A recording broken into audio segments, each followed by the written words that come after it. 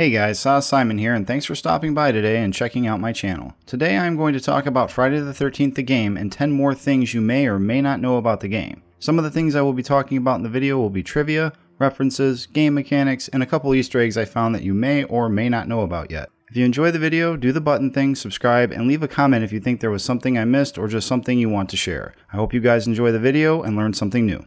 Here we go.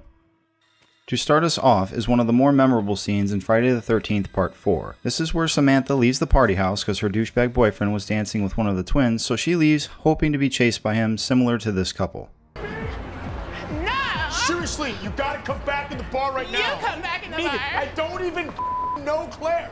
Yeah, I'm sorry. Anyway, Samantha makes her way down to the water, strips, and goes swimming out to the middle of the lake and hops in this yellow raft that we can find on the Jarvis map. It is located on the right side of the map off of the party house by the water. You can't see a hole or anything like that in it at this point, so this is here before the incident occurred, I would suppose. Either way, a cool nod to one of the more film's brutal kills.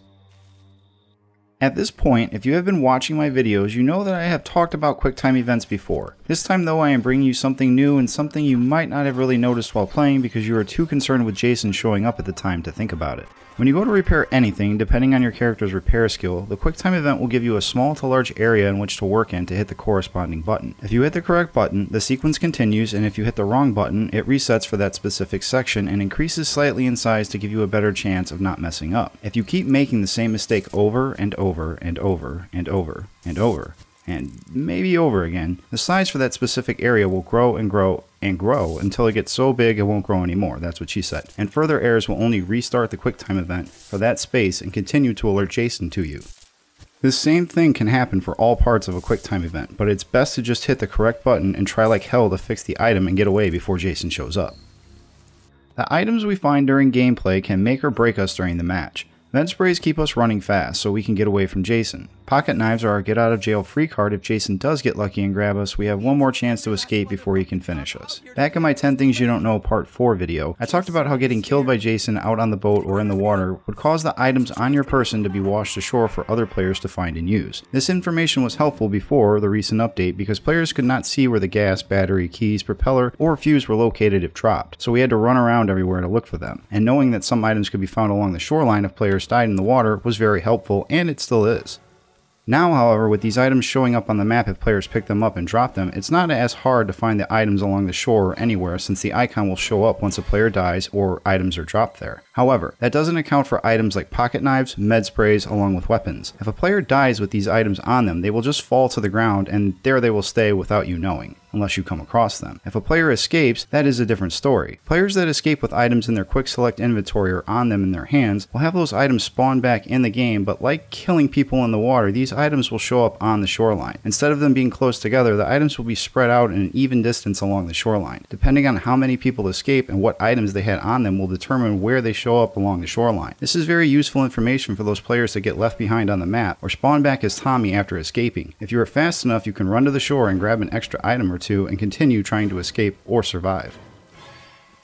If the name of this topic doesn't sound familiar, don't worry, it will in a minute. No Exit is another one of the books you can find lying around the camps. It was first seen in Friday the 13th Part 6 being read by a little girl on her summer vacation. I have no idea why she would be reading this, which you will better understand in a minute. It was originally a play and later transferred over to a book. This play begins with three characters who find themselves waiting in a mysterious room. It is a depiction of the afterlife in which these three deceased characters are punished by being locked in a room together for eternity. It winds down to each of the characters having done something during their life that got them there, and as a cause of that, it spills into their afterlife. For an example, Joseph cheated on and mistreated his wife, Inez seduced her cousin's wife while they were living with them, Esta had an affair and then killed the resulting child, prompting the child's father to kill himself. Despite their revelations, they continue to get on each other's nerves. Joseph finally begins giving in to the lascivious Estelle's escalating attempts to seduce him, which drives Inez crazy because she wants her. Joseph is constantly interrupted by his own guilt though and begs Estelle to tell him he is not a coward for attempting to flee his country during wartime. While she complies, Inez tells him that Estelle is just feigning attraction to him so that she can be with a man, any man, because she is jealous. Each character wants something from the other but is unable to get it or allow themselves to get it because they feel they don't deserve it. In terms of how this relates to Friday the 13th, I would guess it has to do with Tommy viewing Jason as his own personal hell. No matter what, he cannot escape that hell until he knows Jason is gone with his own 2 eyes. That's what drives him to get out of the mental hospital, find Jason's body, and keep coming back when he knows he should run because, he brought Jason back to life.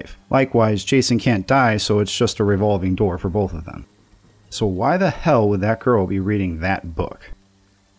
In every cabin there are photos. Some of these photos are old pictures the developers put in to give the cabins that rustic feeling. Other photos are people that backed the game and donated a fair amount of money to get their picture put up in one of the cabins. If you are curious about the things you could have had by backing the game on Kickstarter, feel free to search for the list of items you could get by donating. I have touched on this subject before with certain photos in some of the cabins, and today I am doing it once again. This time, however, it's not a porn star in the photo or that dude that looks an awful lot like LaChapa. No, today it is the photo that is of Kane Hodder, the man who played Jason from Part 7 to Part 10 along with a fan. Now I'm not sure if this photo was put up by Kane Hodder donating his money to the game or if it was a fan in the photo that did it. I'm guessing it is the latter because it looks like Hodder is at an event signing things for fans. A very cool photo for a fan of the game to have added. Think about it. Kane Hodder has a path named after him in the game. He did the motion capture work for Jason for the game, and he also gets to have a photo of him added to the cabin by a fan that had to pay to get it put into the game.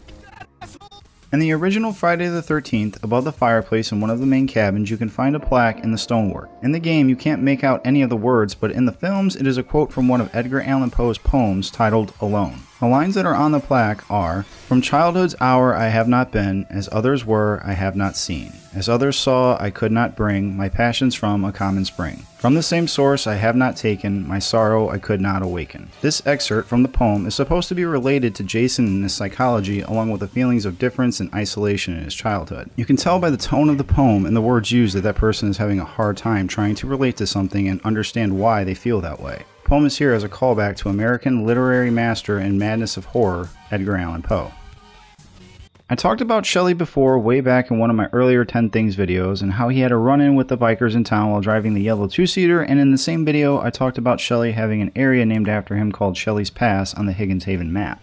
Both of these things are significant to the character because, as you all know, Shelley is the one who gave Jason his famous look to cover up those nasty choppers, his hockey mask. Before the hockey mask though, Shelley had another mask that he used. This mask though was used at the start of the film when we are first introduced to his character in Part 3. As he does his best Steve Irwin impression of sneaking up on his friends on the street in a Michael Myers-like slow walk, the mask is what you want to pay attention to because this is the mask that you can find in the Jarvis house in Tommy's room. You can find it on Tommy's bookshelf over by his bed and dresser. Another callback to the character and fun way to add in the mask without making it just some random thing placed in the game without any reason why. This Easter egg, if it could be called that, is awesome. It was added once they added the Jarvis house map, and I think you can find it now on other maps, but I'm not sure. If you enter the party house on the Jarvis map and go right to the living room area between the stairs and where Crispin Glover did his stroke dance,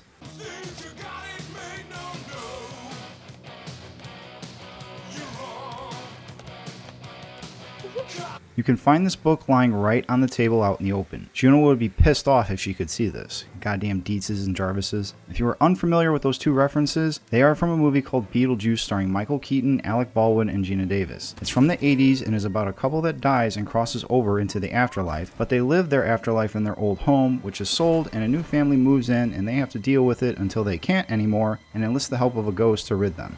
Beetlejuice. This movie is fantastic and awesome in so many ways. The reason I am telling you all of this is because when they first cross over, they meet a woman called Juno who is their caseworker and tells them about a book called The Handbook for the Recently Deceased, the same book on the table in the Jarvis house, cover and all. The book is loosely described as something all ghosts get and explains everything they will need to know for the afterlife, like creating a door to the netherworld, learning how to haunt a house, and teaching people how to summon and bind ghosts. If you have never seen this movie, it's worth watching just for Michael Keaton as the ghost with the most.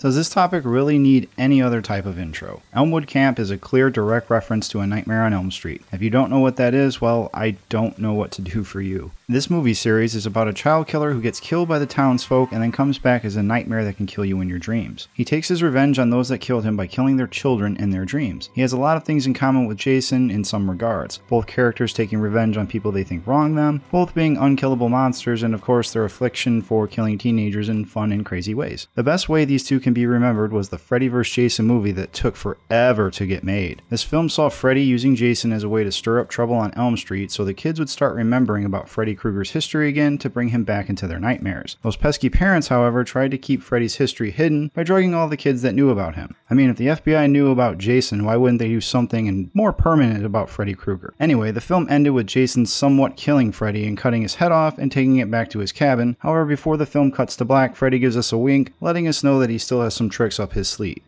And we are still waiting.